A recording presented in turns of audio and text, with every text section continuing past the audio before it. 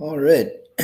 Hello, and welcome to the final office hour for the first week of Unit 1 of the Introduction to Data Science module. You probably all more or less know the drill by now. Maybe some of you are here for the first time.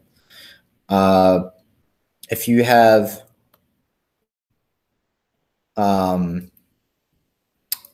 questions to share with me live, you can type them into the chat box adjacent to the video. I'll also be opening up the discussion board. Take questions there.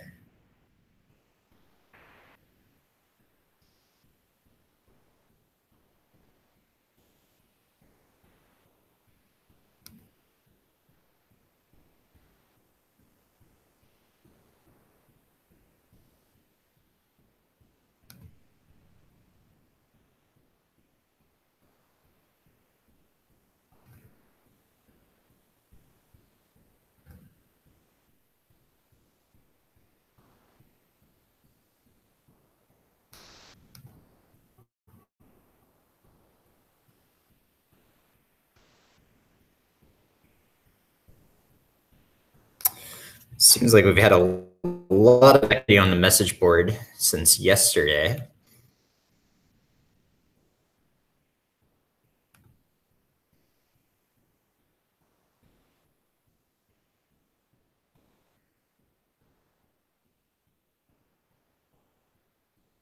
Okay, I think that's everything new. So again, if you have questions for me, feel free to type them into the chat. Otherwise, I'm just going to occupy my time by answering these questions on the message board, and hopefully those are of help to you. Yep, office hours are supposed to be QA type sessions. So if you have questions, please bring your questions and type them in the chat. I'm always something in it, usually questions on the message.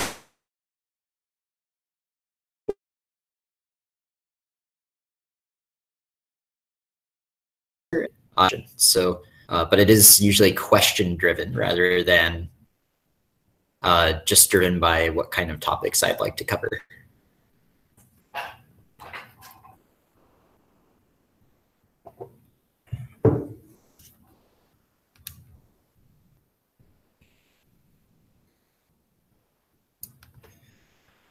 So here someone's asking about percent signs and what kind of syntax that is. So the percent syntax books or on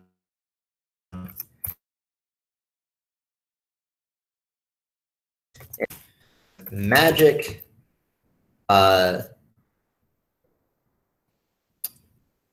is a syntax for doing something extra while we execute a cell of code. For example, let's see, let me find a notebook where we use the time it magic. So in the data structures notebook, in the data structures notebook, we use the time it magic to measure how long it takes to execute a cell of code so that we can compare different implementations of an algorithm. In this case, I think we compare searching for an element of a list compared to searching. So yeah, why don't I just type that out?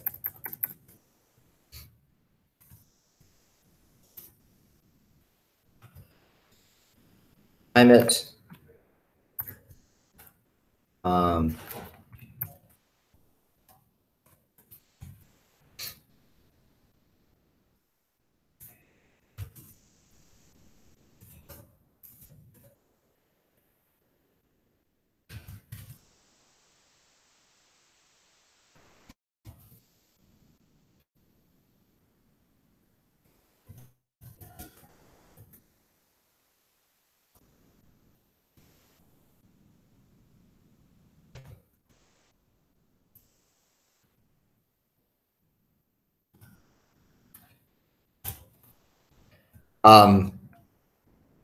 So this is just to illustrate one instance of using magic.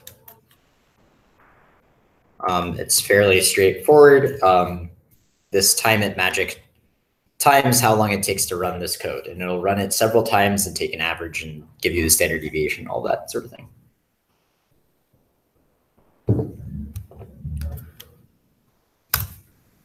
In the code you've quoted, we're using a magic command called expect exception, which is a package we use so that when we run notebooks, they aren't interrupted by cells that intentionally contain errors. We sometimes include code with errors to illustrate how things can break. Normally, these errors halt execution of a notebook.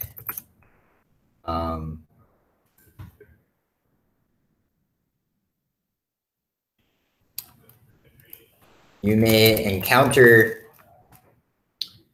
a name error if you have not run the import expect exception. Is that what it's called? Yes, Pi data structures.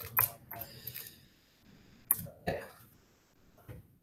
Cell at the beginning of the notebook before running a cell containing expect exception.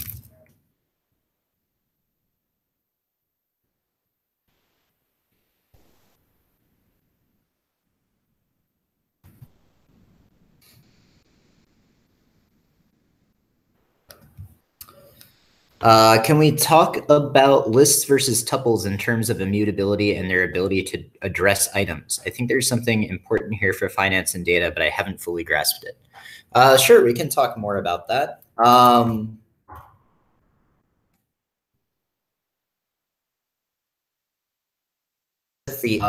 me check what levels I'm measuring as maybe I was just speaking quietly. Let me know if it's continuing. I may have just been speaking quietly.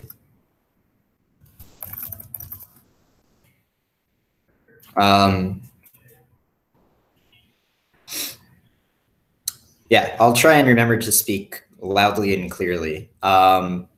So tuples are extremely similar to lists. The only difference really between them is that tuples are immutable.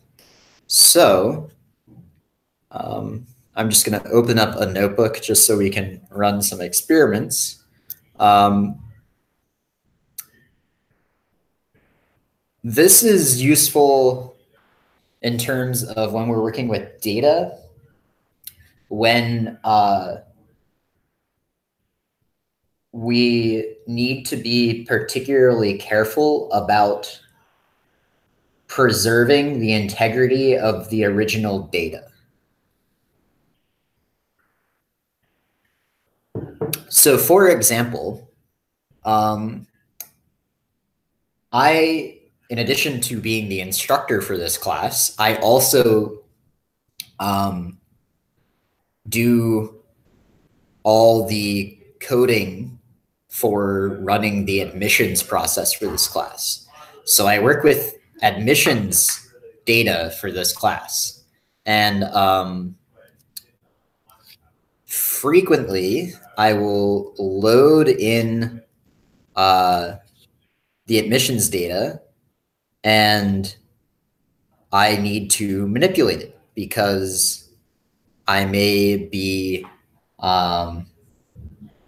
so we recently changed our admission system, but for instance, in the past, students could,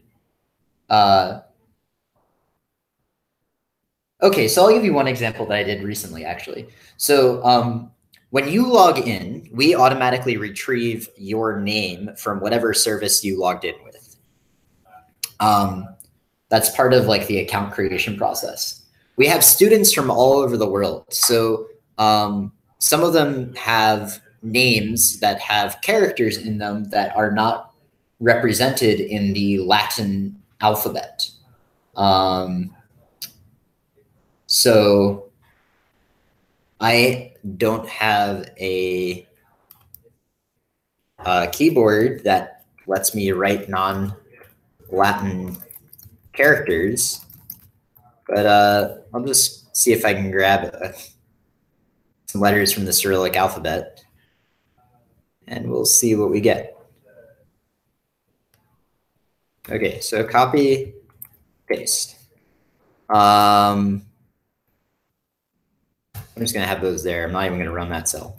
But for example, I might have, I'm sure anyone that can read Cyrillic would tell me this is like completely stupid. This combination of letters that I've put here, I can't read Cyrillic, so there you go.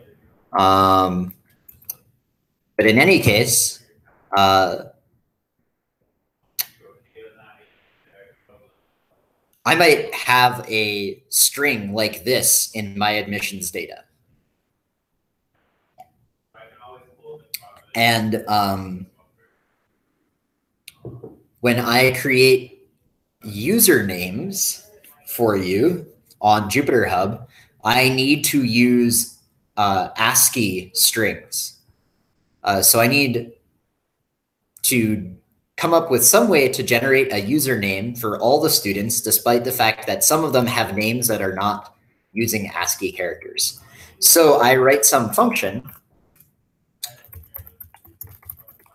that accepts some row of data, and maybe this row contains, it's like a little dictionary with a name, which looks like something like this, and an email address. And I know the email address, for instance, must be ASCII.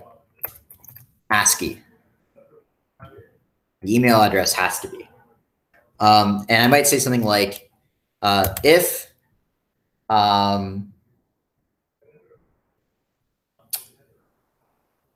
let's see.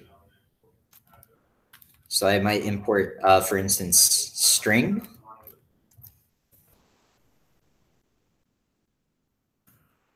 Is this what I want? Yeah. If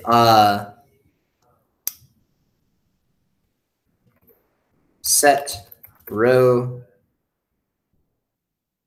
name difference string.ascii letters. So if there's any letters contained in this difference, that means the name contains non-ASCII letters. So then I might say like return email split on the @ character, and I'll return everything before the @ character in the email, and that's your username now. Otherwise, I return, and this would be row email, name dot split. So this is some two-part name. And I'll take the first letter of the first name plus, whoops, the last name. So I did something just like this. Jen username row.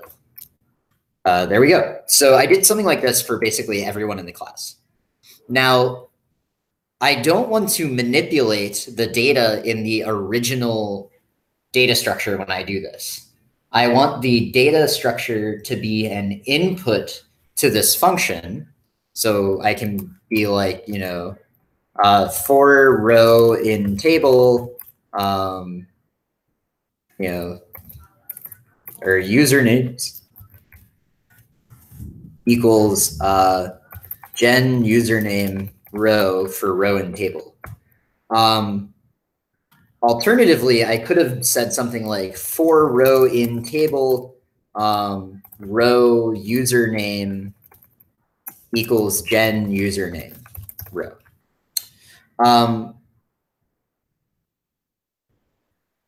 So this is a really long answer to your question, and I apologize that it's sort of convoluted, but the answer is like, there are maybe specific times when we might care about data immutability.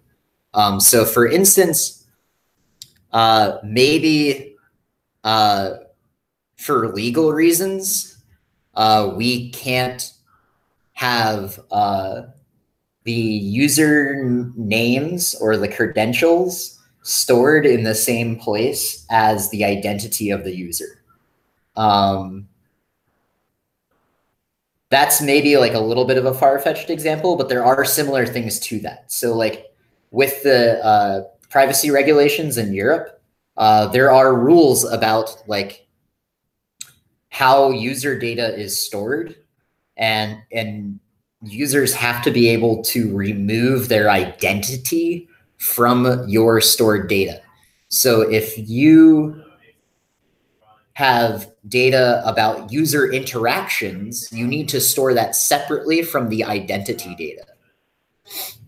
So having your identity data represented by something like a tuple means you can be assured that no other kinds of data will make it into that data structure because you can't mutate it. Another thing is, yeah, kind of like anytime we have records where they represent like actions in the past, but future actions keep happening, or any place where our analysis must be reproducible, then our input data should be static and it should remain the same. So we should choose immutable data structures to represent that data so that we don't accidentally mutate them and change them in the course of our computation.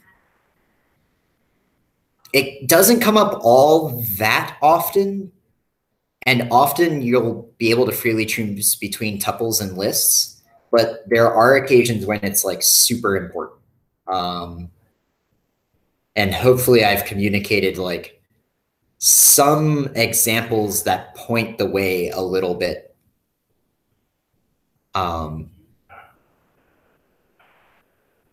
Yeah, sorry I don't have like a better answer for that really.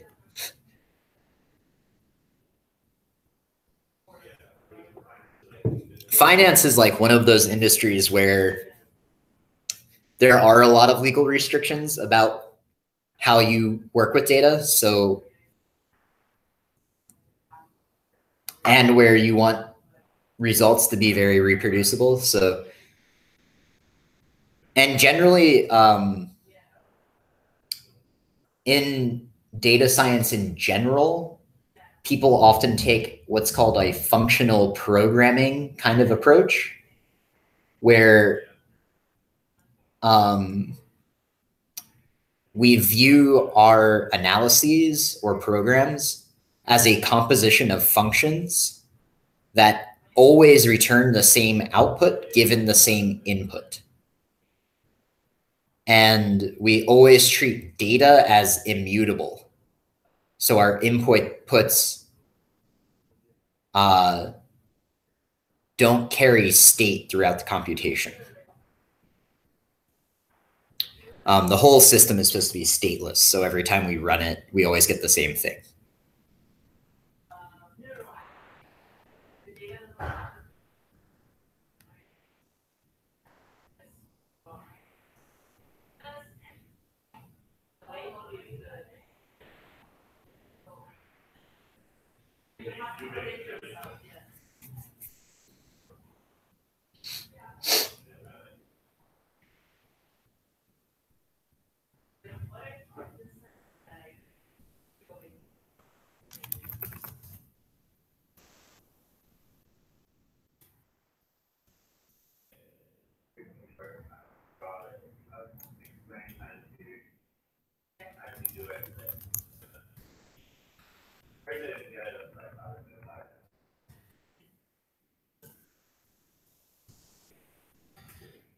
So something that happens like every time we teach this class is someone points out that the sieve of Eratosthenes that we guide you through writing in the IP mini project actually is not faster than the get primes fast code we guide you through writing. There are a couple of reasons for that.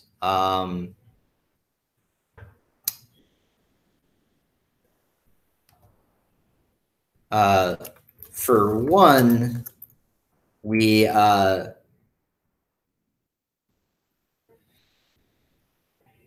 let's see.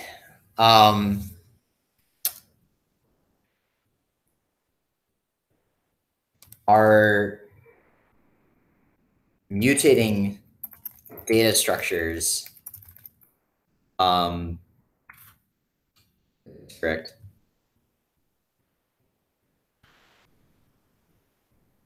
Let's see,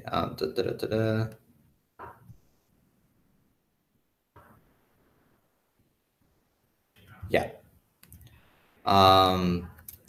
That store previous results, not only calculating results and throwing them away. This introduces a small amount of overhead. It comes with the benefit that if we ever need to look up an answer that we've already calculated, we can easily do that.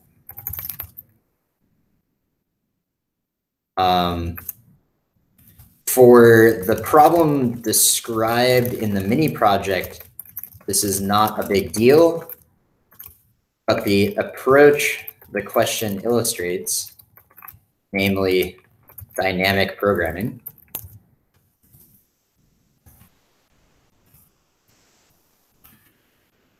just provide a little link to Wikipedia.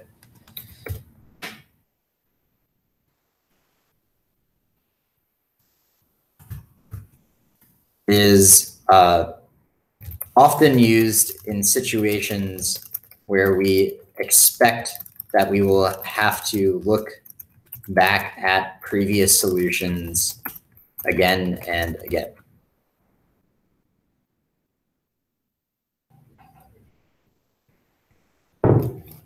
So that's one thing.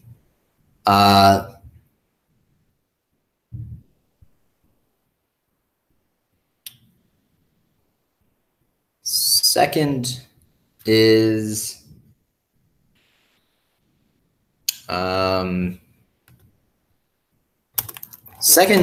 that there are a number of small optimizations you can make in the implementation of Sieve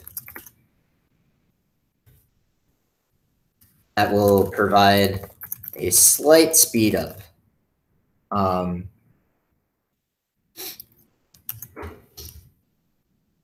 Bringing it within the bounds of uncertainty of whether it is faster than get primes fast or not.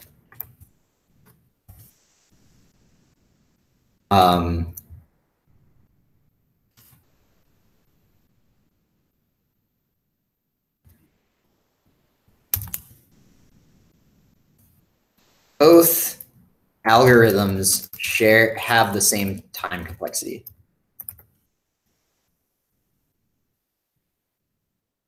So in general, we expect the differences in timing between them to be relatively small, most likely, and due to implementation details rather than algorithmic efficiency. We'll discuss time complexity in a lecture next week.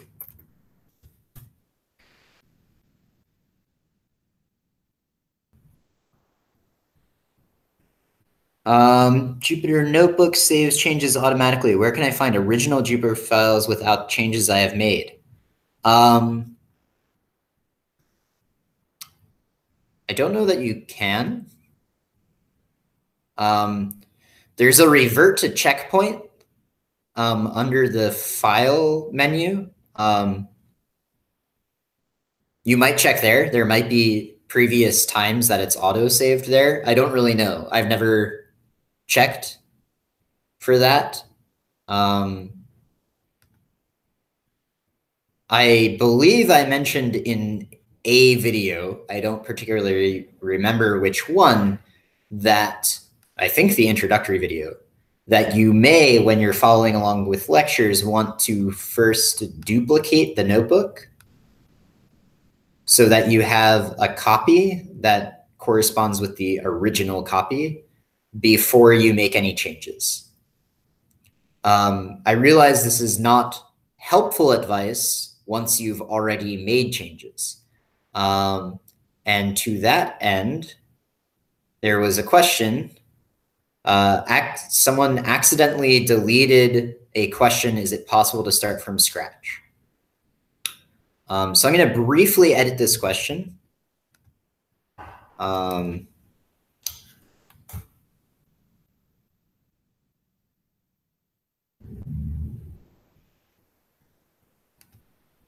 I'll tag this any project. Jupyter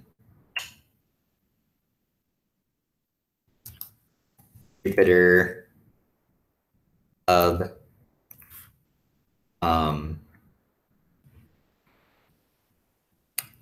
And I don't know what else to tag this. Anyway,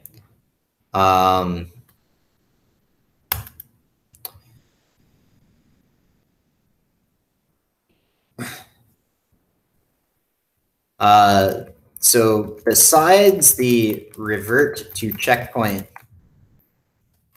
solution already mentioned by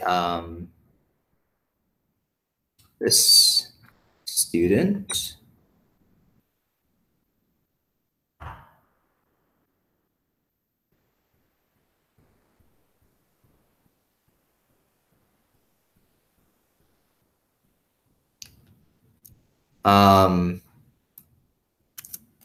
we're preemptively copying your notebooks to ensure that you have a clean copy as an alternative to the copy you've been working on.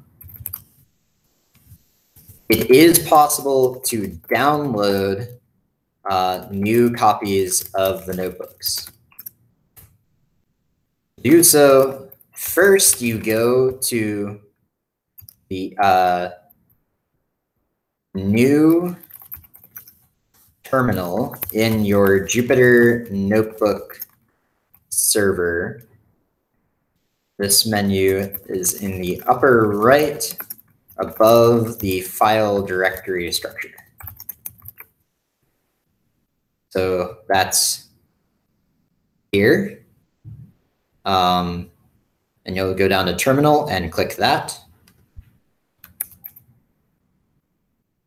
i.e. where you would go to create a new notebook.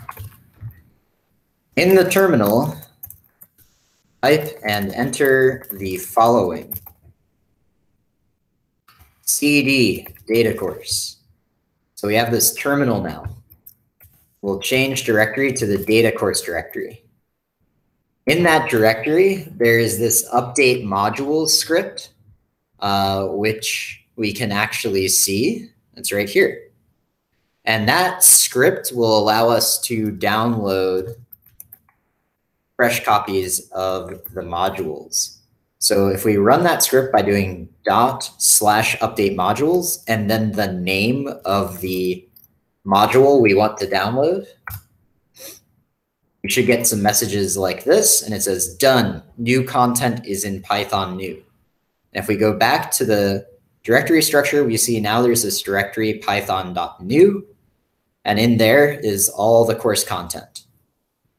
And it's all the original stuff. So it is possible to easily recover the original course content. The one thing we have to be careful about is now, say we go in here and we make notes. If we decide later we want to download this again, so for instance, say I change this to just say, Dylan is the coolest. Awesome. So I could even, for instance, shut that notebook down. It's shut down. We reopen it.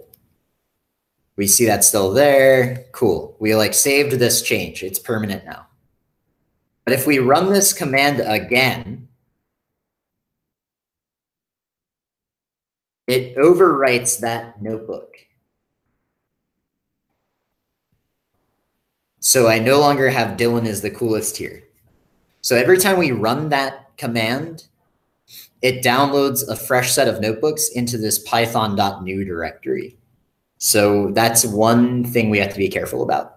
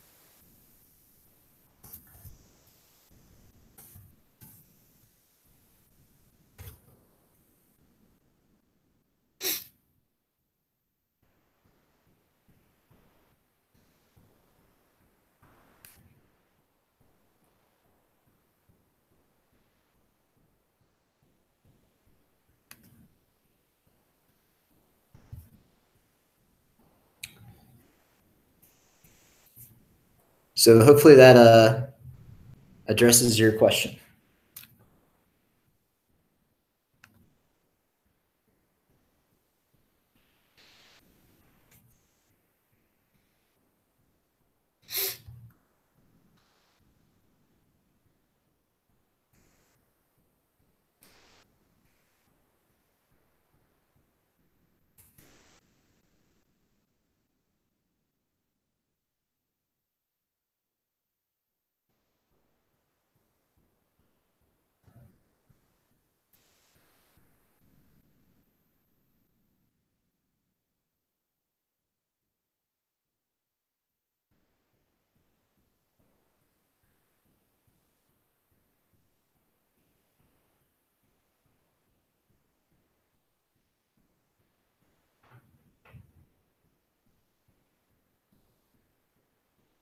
So there's maybe a broken link in one of the, let's see, get crimes, program flow notebook. 404 not found. Oh, yeah, this link is broken. I see. Interesting. Okay. Just a moment. I will want to make sure I get a note of that.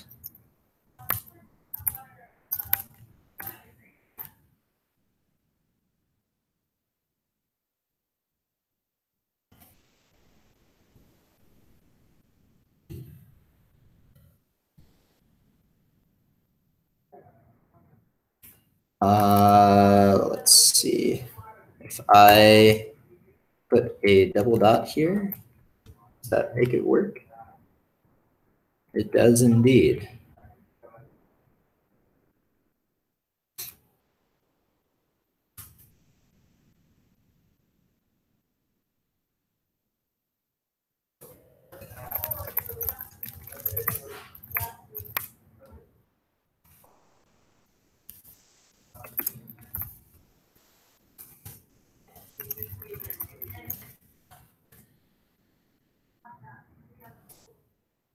Okay, yeah, that link is broken. The link in the IP mini project is broken. Thank you for bringing this to my attention. Unfortunately, I can't easily fix this for you all, but you can find, as Oluge said, pointed out, you can find the Pi program flow.ipynb notebook in the Python, in the data course Python directory on your Jupyter Notebook server.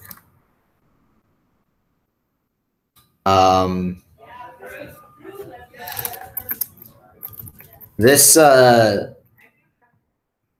get primes function is described, and the Pi program flow.ipy notebook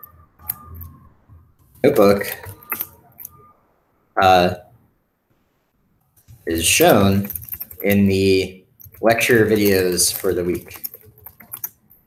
I highly recommend that you view the lecture videos prior to working on the assignments. At the very least, to get acquainted with the organization of course materials on JupyterHub.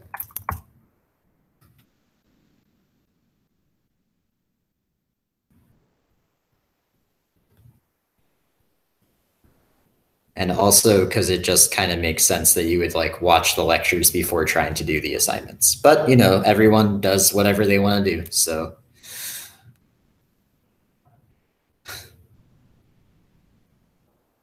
you're responsible for your own learning, and I can't tell you what to do.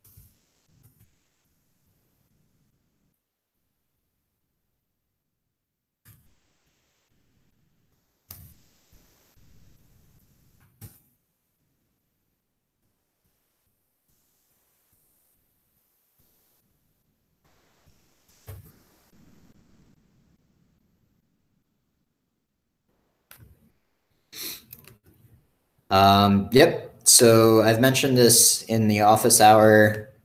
I believe I mentioned this in the introductory video, but part and parcel to not being able to make anyone do anything. Usually I have to distribute any information about the course across every possible channel. So usually multiple times. The mini projects are the only official graded assignments, and the grades tab displays all the mini projects, and we will not be adding any additional mini projects during the course. The things there are what is assigned.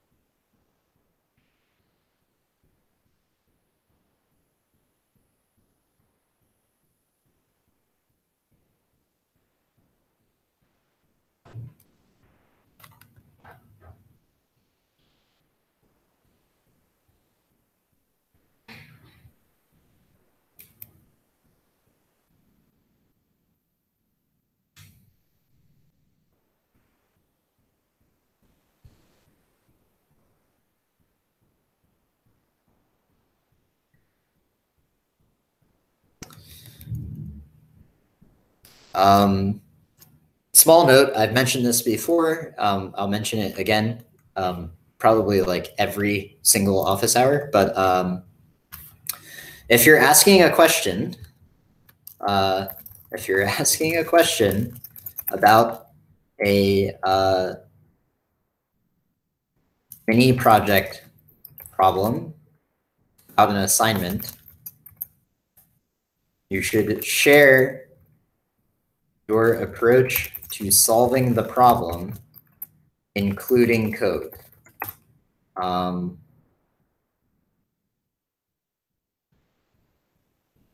This is the only way we can have a look at your functions.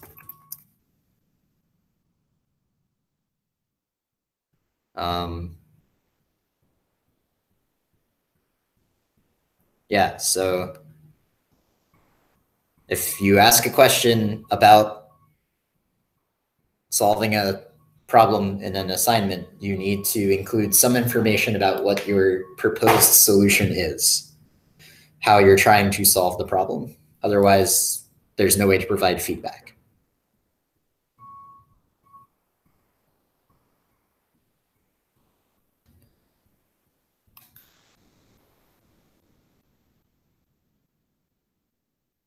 This is a really bad title. You're welcome to introduce yourself, but you should do it in the body of your question if you're going to do that. We'll shorten this to IN mini project.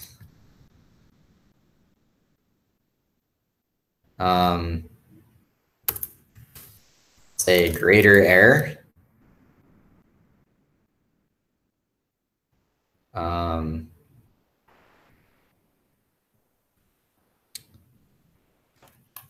confident I have the correct answer. Question.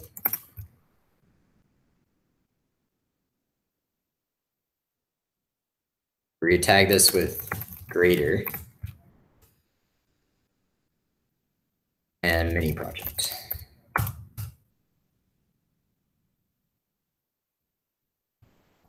And when asking a question about an error you've encountered, you should include the error in your question so that we can better diagnose why you are encountering the error.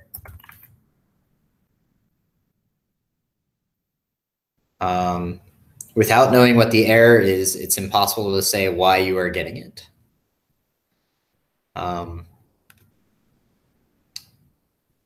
Yeah, so everyone should remember, please, to, if you're asking a question, to provide all the necessary information you would need in order to be able to answer it.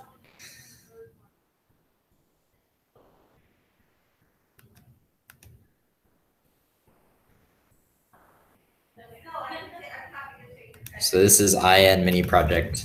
IN mini project question 1.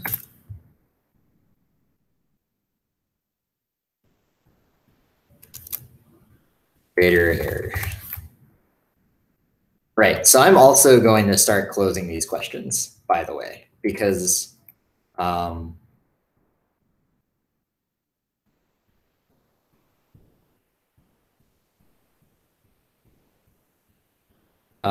this is not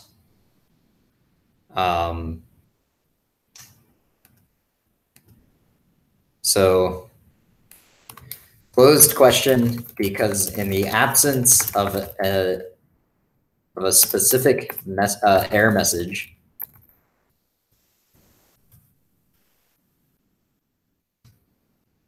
I would assume this is either a name error or an HTML error, both of which have been addressed already in other threads on the message board. Please search for existing answers for creating a new question.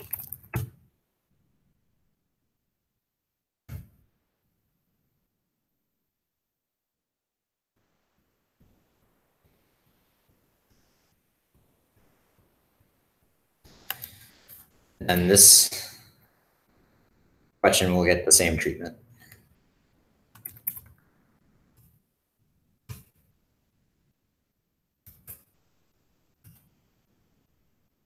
It's almost the same question.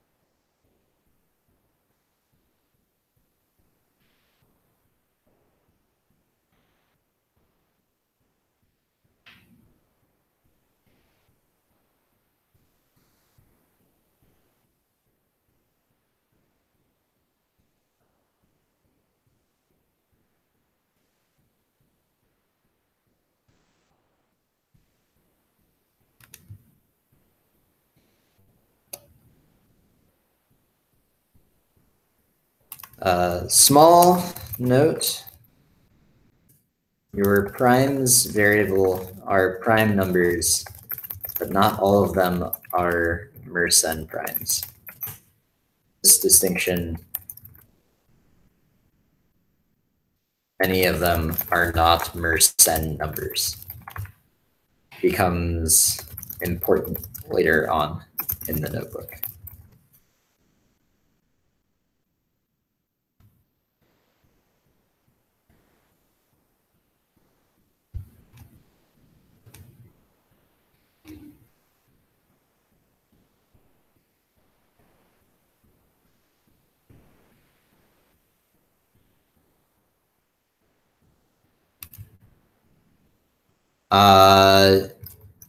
You should not pass def mult to the grader, only mult.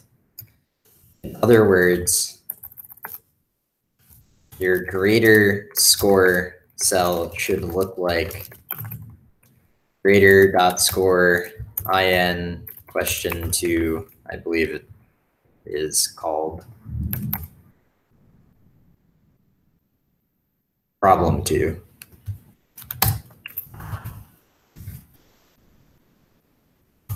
Alt.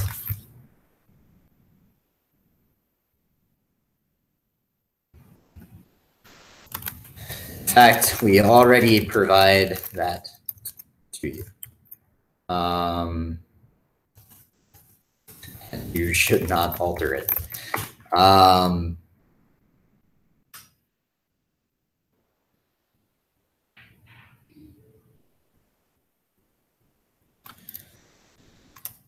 It's difficult to tell why, if your greater score cell contains the above code, it's difficult to tell why you're encountering this error without seeing your definition of mult.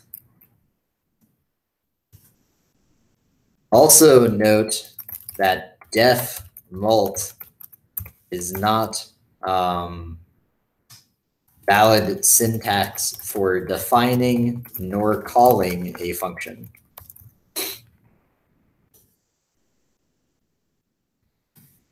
The correct syntax, which is also provided, is def mult numbers. Your code goes here.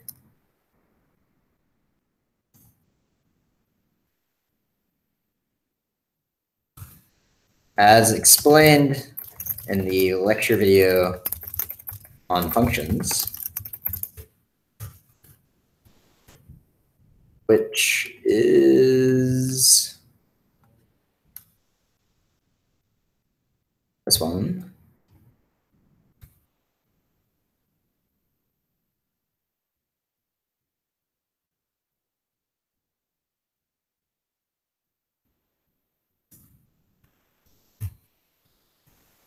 The syntax has a precise structure and interpretation. I would recommend watching this lecture and practicing the exercises along with the video if you have not done so.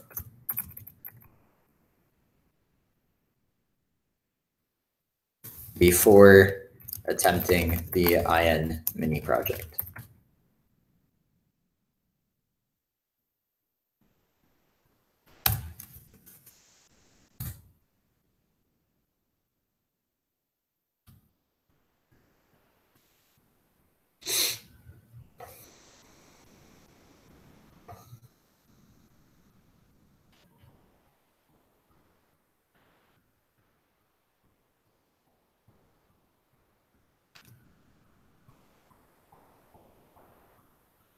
Yeah, so this other student also picked up on this mistake in the syntax. But it's not clear if this is how they define the function or just what they're passing to the grader or what.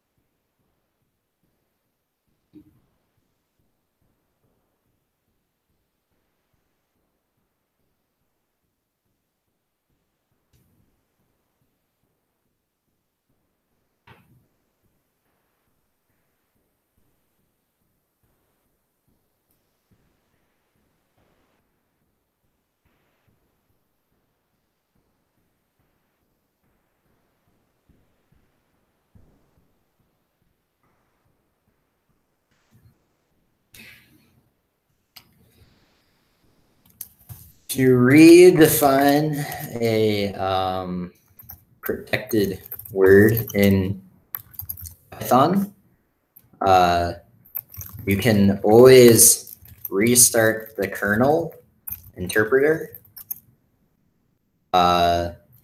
and rerun your code, this time not overwriting the protected name.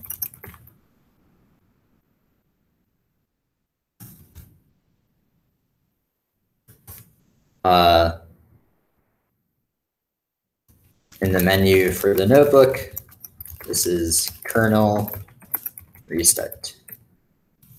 It will clear all objects in memory and give you a fresh interpreter.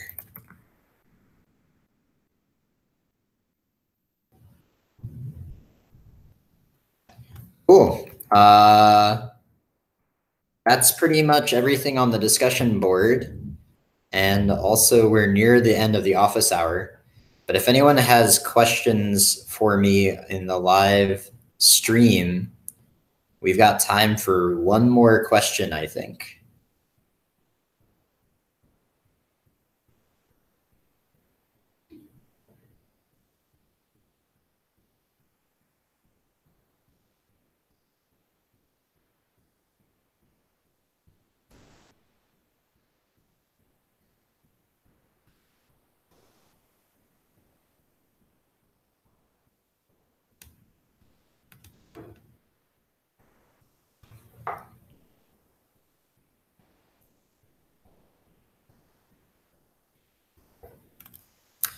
What's the difference between mul and mult? Can we choose any other names? Mul is actually also a arbitrary name. You're maybe thinking of Dundermul is protected. Mul doesn't mean anything in particular.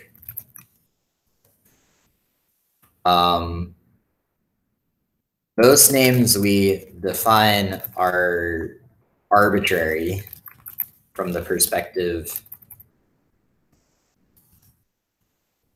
of Python. We just choose names that are, to us, descriptive. Whether you think mul or mult is a better abbreviation of multiply is up to you. You're free to use whichever you want. The names are arbitrary. We should just choose ones that are meaningful. So you could also choose multiply.